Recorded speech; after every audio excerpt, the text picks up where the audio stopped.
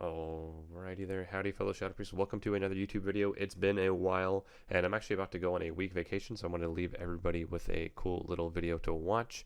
Definitely want to thank everyone who has been watching the content, and the Twitch Primes, all that stuff has really helped me in a big way, and I get to ultimately spend all of that money on doing stuff that I love, which is creating content and also going out on a snowboarding trip to Utah. So stay tuned for that. When I get back, hopefully we'll have some fun memories to share with everyone. But for now, I'm going to jump into a how to deal the most damage possible. And I want to call it an effed up damn guide, but I don't want to get banned and I don't want to get anything negative on my YouTube channel. So there will be no cursing in this video. I'm going to try not to curse, which is maybe hard for me, but looking at mostly like what is my rotation when the gates open, and how do you deal more than 30k DPS? How do you be on top of the meters? How do you do damage while getting trained when there's a grounding, a spell reflect, and a guy who is slippery? So let's just figure that out right away. My first global, always want to damnation the main kill target, so we'll probably train this LE start to finish. Gonna damnation him, quickly swap the dots to the warrior. Always be cautious if he uses reflect off his mount. A lot of warriors do that. I noticed he didn't have it, so I felt comfortable putting the dots out. Now, out of this, typically what I like to do is stun the healer with a psychic core and then land a shadow crash onto him. Because I'm kind of in the midst of like putting my guy on focus, I silence him, and I think I want to stun him ultimately first because that'll lock him in place for that shadow crash, like I said. Now I'm chasing him for a fear, but I don't want to put him on DR for blind because he'll just tremor the fear. So what I'm instead doing is nothing. I'm actually just doing nothing. I'm just watching the grounding absorb the cast that I'm not casting. So the grounding just fades naturally, and then basically my rotation should be to void bolt off cooldown. Your main priority is to get that mindbender out either before you void form or after you void form and after you press void bolt. Once you press void eruption, your next global should always be void bolt because you're going to have that increased ancient madness chance to crit as soon as you enter that void form. So really love pressing void bolt right after void form in this video. Was a poor mistake, but we can always learn from our mistakes. So now we have the blind on the druid, so I haven't quite dotted him yet, but he's going to trinket this, and check it out. I'm going to second core him and drop a shadow crash. So now every time I void bolt, I mean, this guy should have died right here in the opener, right? But every time I void bolt, it's going to cleave all three of them, which is going to be awesome. So I'll use a Shadow Word Death while he's below 20%. That's going to proc Inescapable Torment, and then I'll void bolt him, and then I'll cast a Mind Games here too. Mind Games is definitely high priority, but there's definitely a lot of situations where people will just be training you and you won't be able to cast. So when I'm not able to cast, my rotation basically is to fluctuate between using Void Bolt and Devouring Plague. Between those two spells, I'll either use Mind Spike or Mind Blast procs, and if I have no procs, I'll just Purge. When you have Mind Blast proc and you have your Mindbender active, always Mind Blast first, and if you have a Mind Spike or Mind Blast proc, but you have no Mindbender active, Mind Spike hits harder and also amps your Mind Blast with that Mind Melt up here. So we'll put a little DPS guide rotation in text. Hopefully that'll help everybody out. But back to the video. So never want to get above 100 insanity, never even want to get really near 90. We want to kind of dump that as soon as we're above 50. Devouring Plague is one of our hardest hitting abilities, and it should be close to, our second, third, or hopefully, second, third, or fourth damage if we're doing everything right. So pretty quick game there, but we started off hot and we just ended the game. So, I mean, can't really complain with that. 53k DPS just annihilated the Turbo Cleave, or not Turbo Cleave Thunder, or whatever you want to call it. Let's go into another one. We'll open with VLC Media Player so it looks snazzy. Okay, there we go. Here we go. Again, we can see, it doesn't matter what comp I'm playing against, man. I'm just on top of the DPS board.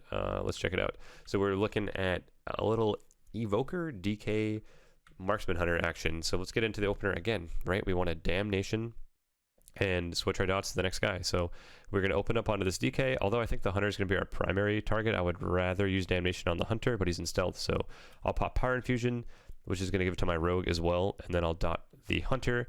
Next global right here should have been Void Bolt, man. If I don't press it, I'm mad. I Mindbendered, and then I Void Bolted, whatever. And I'll even use that Mind Blast to proc that Inescapable Torment. If I Shadow Word Death here, probably dies, but whatever. We get Trinket Turtle in the OP, man. I'm doing 51k DPS, don't even have the healer dotted yet. So that's going to be a Shadow Crash into a dot on the healer. Check it out, Mind Games on the healer into a Void Bolt combo. That's an 83k wombo shkabang right there. And then I'm hitting into the AMS there, so that's a little noob. I'm also spamming Mind Blast here because I still have my Mindbender active and I want to get a little bit more Torment value.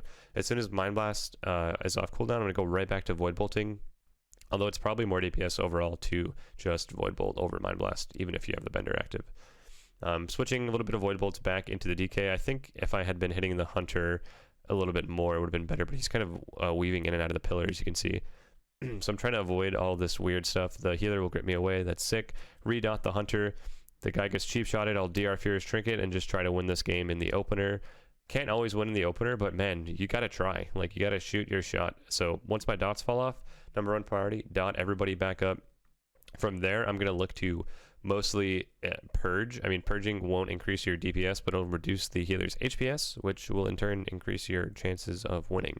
You might do more DPS if you're just sitting there mind blasting, but really do want to make sure you're getting those purges off. I don't think I purged enough in this example. This guy shouldn't have 3 of those buffs right there.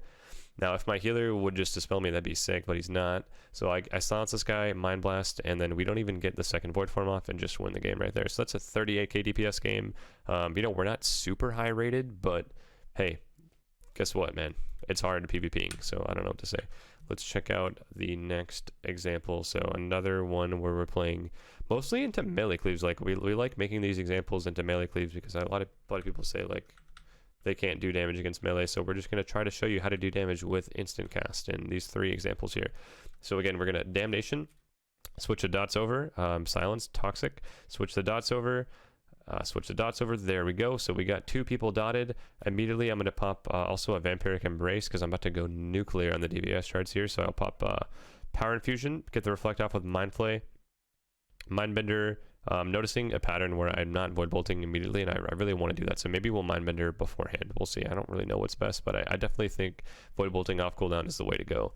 We get Life Swap from the healer, so I'm going to do, again, hit him with the shebang wombo combo Mind Games into a Mind Blast. That'll proc the Torment into a Void Bolt, and then switch back to the Hunter who's still rotting. And then here's a big Void Bolt. Ready? Boom! 76k to the dome on the Void Bolt, man.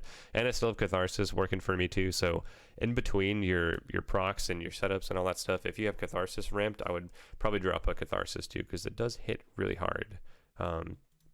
Yeah, that's pretty much it in terms of my damage rotation. I'm definitely going to write that out for you guys so that you can see what that's like, and we'll get into some more solo shuffle guides and content soon. I know that I really want to make that guide, and I don't think I have enough clips for it right now.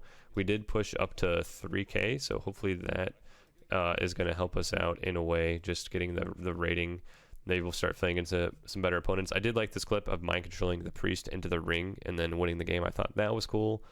So we'll just put that in this video just to let you know that I still can do cool things. Like, I am a PvPer at heart, and even if I haven't been streaming, or I won't be streaming for the next week, I'm definitely going to come back stronger than ever, and just want to let everyone know that I'm super grateful for all of the support. So thank you so much for watching this video. Thank you for supporting, and if you like food, check out HelloFresh, and you can use my code to get 65% off your first order plus free shipping. Man, I've been eating this food. It is so good.